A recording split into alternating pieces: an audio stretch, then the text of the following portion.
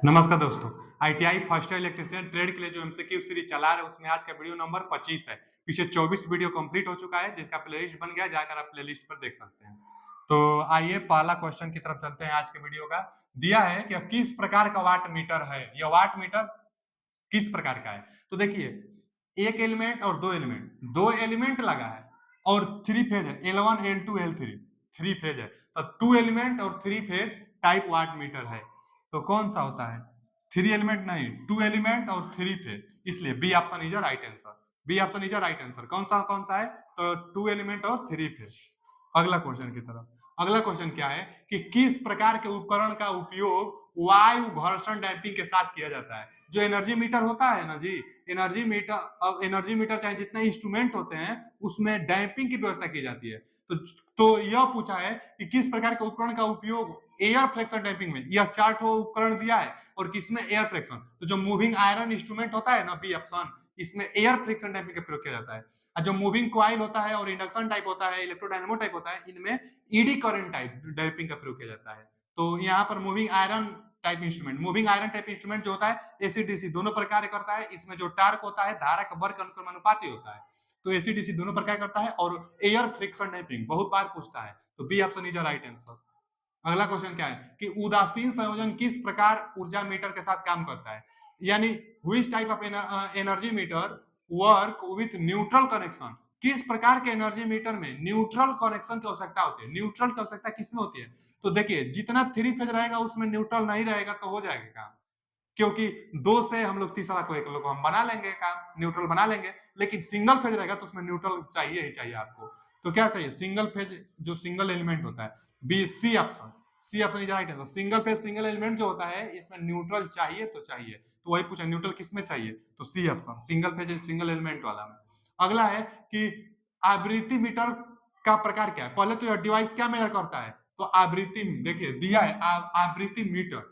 यह डिवाइस क्या मेजर करता है? तो फ्रीक्वेंसी को मीटर करता है, फ्रीक्वेंसी मेजर करता है। अच्छा, यह किस टाइप का है? तो ऐसा फिगर आ जाएगा तो मार दीजिएगा रेजोनेंस टाइप, यानी मैकेनिकल रेजोनेंस। मैकेनिकल कभी कभी नहीं देता है, रेजोनेंस टाइप देता है। तो ठीक है, रेजोनेंस टाइप होता है। क्या होता है ना कि यह जो है ना इसी पर अंकित होता है कि मान लीजिए 47 48 50 51 52 53, जो कंपन ज्यादा करेगा वही रीडिंग होगा इसका। तो रेजोनेंस टाइप है, mechanical resonance type frequency meter. इस फिगर का नाम पूछा था। अगला क्वेश्चन क्या है कि यंत्रों में संवेदनशीलता की इकाई क्या है। जो सेंसिटिविटी होती है इसका इकाई क्या होता है? तो जो एस होता है ना, एस बराबर आर बटा भी, यानी ओम प्रति वोल्ट, ओम प्रति volt. B option is a right answer. जो बी ऑप्शन है इज अ राइट आंसर है।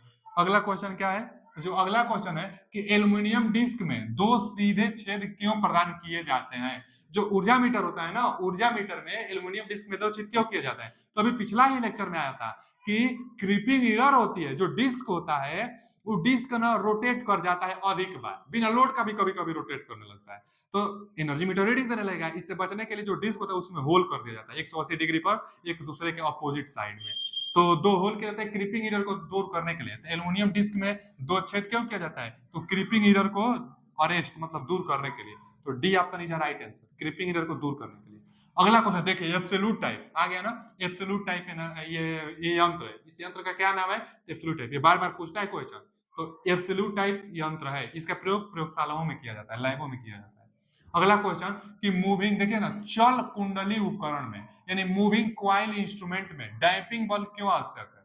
तो डैम्पिंग बल क्यों लगाई जाती है? क्या होता काम होता है डैम्पिंग बल का?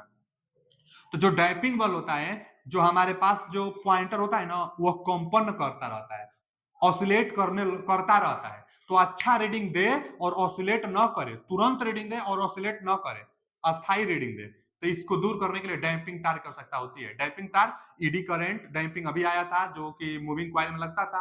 फिर मूविंग आयरन में एयर फ्रिक्शन डैम्पिंग लगता है। तो वही डैम्पिंग का कार्य क्या है? ऑसिलेट हो रही है तो उसको रोकाना। तो दिया है ना, अरेस्ट द नीडल, सुई जो पॉइंटर होता है, पॉइंटर को अरेस्ट करना विदाउट ऑसिलेटर, बिना ऑसिलेटर के स्थिर कराना डैम्पिंग का कार्य होता है। तो D option is right answer. अगला क्वेश्चन क्या है कि चल कुंडली उपकरण में फिर आ गया कि देखिए ना, सॉफ्ट आयरन क्या दिया है कि मूविंग क्वाइल इंस्ट्रूमेंट में सॉफ्ट आयरन का प्रयोग क्यों किया जाता है। तो पहले दिया कि विक्षेपण बल को मजबूत करने के लिए, सुई की गति को नियंत्रित करने के लिए, कि मीटर को मीटर को अधिक संवेदनशीलता प्रदान करने के लिए और एयर गैप में चुंबकीय फ्लक्स का एक समान वितरण करने के लिए, तो यही होगा। प्रोवाइड, देखिए ना क्या होता है कि सॉफ्ट आयरन कोर इसलिए लगाई जाती है कि provide uniform distribution of magnetic flux in air gap, जो एयर गैप है उसमें मैग्नेटिक फ्लक्स एक समान रूप से वितरित करा दे, इसलिए आयरन का एक टुकड़ा लगा दिया जाता है, जिससे क्या होता है कि जो टार्क होता है इसमें धारा का अनुक्रमानुपाती होगी। अब मैग्नेटिक फील्ड एक समान रूप से जाएगी तो धारा भी आपको शुद्ध देगा और आसानी से पूरा जितना मेजर करना चाहिए उतना मेजर करेगा। तो जो टार्क होता है धारा का अनुक्रमानुपाती होता है, तो एक समान रूप से वितरित कराए, इसलिए मूविंग कॉइल में एक सॉफ्ट आयरन का टुकड़ा लगा रहता है। तो D option is right answer. अगला क्वेश्चन, मापक यंत्रों पर लोडिंग प्रभाव का कारण कौन सा पैरामीटर है? तो for loading effect on measuring instrument, तो जब लोडिंग हो जाएगा ना तो फिर अच्छा से सेंसिटिविटी नहीं हो जाएगी, उसकी जो संवेदनशीलता होगी अच्छा नहीं होगी, तो कम संवेदनशीलता, जो सेंसिटिविटी होगी वो उसकी क्या हो जाएगी, कम हो जाएगी। लोड ज्यादा हो जाएगा तो कैसे अच्छा काम करेगा, तो जो उसकी संवेदनशीलता होगी वो कम हो जाएगी। तो C option is right answer. अब देखिए यह कौन सा है, तो मूविंग आयरन टाइप है पहला बात। अब मूविंग आयरन में कौन सा टाइप है, मूविंग आयरन दो प्रकार का होता है, एक अट्रैक्शन टाइप, एक रिपल्सन टाइप। तो यह अट्रैक्शन टाइप है, जो आयरन का पीस है ना अट्रैक्ट करता है, और उसके बाद जो सुई है हमारा विक्षेप होता है, जितना धारा देंगे उतना अट्रैक्ट होगा तो सुई उतना विक्षेप करेगी, तो अट्रैक्शन टाइप।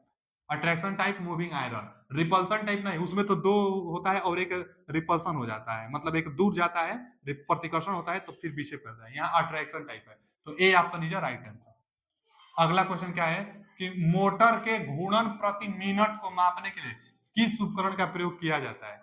तो मोटर के घूर्णन प्रति मिनट, तो आरपीएम वही दिया है, घूर्णन प्रति मिनट, तो टेकोमीटर में करता है। टेकोमीटर दो प्रकार का होता है, कौन सा होता है, तो पहला जो टेकोमीटर होता है वह शाफ्ट में लगाकर उसके गियर के सहायता से मेजर की जाती है, और जो दूसरा टेकोमीटर होता है वह टेकोमीटर लेजर टेकोमीटर होता है, लेजर लाइट के थ्रू एक पट्टी लगा दी जाती है शाफ्ट पर, उसी पट्टी पर लेजर हम लोग लगाते हैं, लेजर डालते हैं टेकोमीटर से, और जितना रोटेट करती है जितना बार लेजर को काटेगी उतना स्पीड देगी, तो वही रोटेशन पर मिनट मतलब आरपीएम, तो आरपीएम घूर्णन प्रति मिनट टेकोमीटर मेजर करते हैं। A option is right answer. अगला क्वेश्चन क्या है कि देखिए चल लो, फिर आएगा मूविंग आयरन टाइप उपकरण की पहचान कैसे करेंगे, तो मूविंग आयरन टाइप होगा उस पर नो टर्मिनल मार्किंग, टर्मिनल पर कोई मार्किंग रहेगा। अब क्यों नहीं रहेगा, तो जो मूविंग आयरन होता है, मूविंग आयरन एसीडीसी दोनों पर मेजर करता है, तो जब एसीडीसी दोनों पर मेजर करता है तो टर्मिनल की मार्किंग की आवश्यकता ही नहीं होती है। एसीडीसी डीसी दीजिए मैग्नेटिक फील्ड बनाएगा, और उसमें क्या होगा ना कि प्रतिकर्षण से अट्रैक्शन से आपको विक्षेप उत्पन्न कर देगा। यह जो मूविंग आयरन होता है धारा के बल के अनुक्रमानुपाती होता है, तो नो टर्मिनल मार्किंग आप किसी पर भी, लेकिन मूविंग कॉइल होता तो उस पर टर्मिनल मार्किंग होता, और पॉजिटिव निगेटिव वो डीसी के लिए होता है मूविंग कॉइल, उस पर लगाना होता। अगर उसमें आप उल्टा भी लगा देते तो सुई उल्टा विक्षेपित करने लगती है मूविंग कॉइल में, जबकि मूविंग आयरन है तो इस पर टर्मिनल पर मार्किंग नहीं होता है। और एक इसकी पहचान हम लोग कर सकते हैं, जो ये मूविंग आयरन होता है तो इसका जो स्केल होगा ना नॉन यूनिफॉर्म होगा, क्योंकि टार्क धारा का वर्ग अनुपाती होता है, तो नॉन यूनिफॉर्म मतलब शुरुआती दौर में बहुत कम कम कम कम पर बाद में जाकर गए, तो स्केल जो होगा नॉन यूनिफॉर्म होगा और टर्मिनल पर कोई मार्किंग नहीं होगी। आगे एक निरपेक्ष उपकरण क्या है, मतलब एब्सोल्यूट इंस्ट्रूमेंट क्या है, तो टेंजेंट गैल्वेनोमीटर, जिसका प्रयोग लैबों में किया जाता है। तो टेंजेंट गैल्वेनोमीटर जो होता है एक एब्सोल्यूट इंस्ट्रूमेंट है। अगला क्वेश्चन क्या है, कौन सा बल एक संकेतक उपकरण के सूचक को गति पैदा करता है, तो भैया डिफ्लेक्टिंग टार्क। क्या होता है डिफ्लेक्टिंग टार्क, हम बार बार बता रहे हैं कि जो स्केल होता है ना, स्केल जो स्केल होता है तो क्या होता है कि पॉइंटर पर दो टार्क लगता है, एक तो कंट्रोलिंग टार्क लगता है या जीरो जीरो पर लाने की कोशिश करता है, और एक होता है डिफ्लेक्टिंग टार्क। डिफ्लेक्टिंग टार्क जितना विक्षेप होगा उतना बताने की कोशिश करेगा, कि जितना विक्षेप का मतलब कि जितना धारा मेजर करना है, ये धारा का अनुपाती होता है डिफ्लेक्टिंग टार्क, जितना धारा देंगे उतना डिफ्लेक्ट कराएगा और आपको रीडिंग दे देगा। तो डिफ्लेक्टिंग टार्क ही है जो संकेतक उपकरण को सूचक की गति प्रदान करता है, गति देने वाला डिफ्लेक्टिंग टार्क। कंट्रोलिंग टार्क तो जीरो पर रोक कर रखता है, डिफ्लेक्टिंग टार्क लगेगा तो गति प्रदान करा देगा। तो B option is right answer. अगला क्वेश्चन क्या है, एकीकृत उपकरण का कार्य क्या है, मतलब इंटीग्रेटिंग इंस्ट्रूमेंट का कार्य क्या है, तो इंटीग्रेटिंग इंस्ट्रूमेंट जो होता है एनर्जी मीटर होता है और पूरा एनर्जी को ऐड करते जाता है, ऐड कर रजिस्टर करने जाता है, स्टोर करते जाता है, और उसके बाद आपको जब रीडिंग चाहिए तो आप देख लीजिए कितना टोटल एनर्जी मीटर रीडिंग दे दिया है आपका। तो इंटीग्रेट मतलब ऐड करना, जोड़ना, तो मात्रा को दर्ज करना, register the quantity, C option is right answer. अब ये क्या है, इंडिकेट द क्वांटिटी, तो क्वांटिटी को इंडिकेट करता है तो वह संकेतक वाला जो गैल्वेनोमीटर एवोमीटर ये सब है। फिर डिस्प्ले, अब ये क्या है, डिस्प्ले द क्वांटिटी मतलब मात्रा को प्रदर्शित करता है, तो वो तो सीआरओ होता है। तो यही होगा कि register the quantity integrate type होता है जो एनर्जी मीटर आता है। C option is the right answer. अगला, गुरुत्वाकर्षण नियंत्रण उपयोग करने वाला एक उपकरण किस स्थिति में सटीक रूप से पड़ता है? तो भैया वर्टिकल। जो ग्रेविटेशनल नियंत्रण होता है ना, कंट्रोलिंग टावर जो ग्रेविटेशनल वाला होता है, उसमें वेट लगाई जाती है तो वो वर्टिकल पोजीशन में काम करता है अच्छा से। तो वर्टिकल पोजीशन यानी B option is the right answer. अगला क्वेश्चन क्या है कि एक इलेक्ट्रोडायनेमो प्रकार के उपकरण द्वारा किस मात्रा को मेजर किया जाता है? तो देखिए, जो इलेक्ट्रोडायनेमोमीटर होता है इससे बनाया जाता है वाट मीटर, और वाट मीटर मेजर करता है पावर, इसलिए A option is right answer. धारा, वोल्टेज, प्रतिरोध नहीं, शक्ति।